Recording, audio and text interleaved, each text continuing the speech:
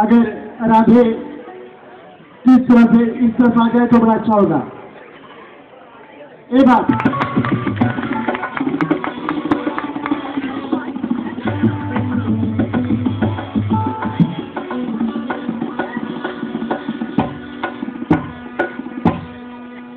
घेरिया बादरे सुन हमारे होला ना धन घेरिया बादरे सुन हमारे होला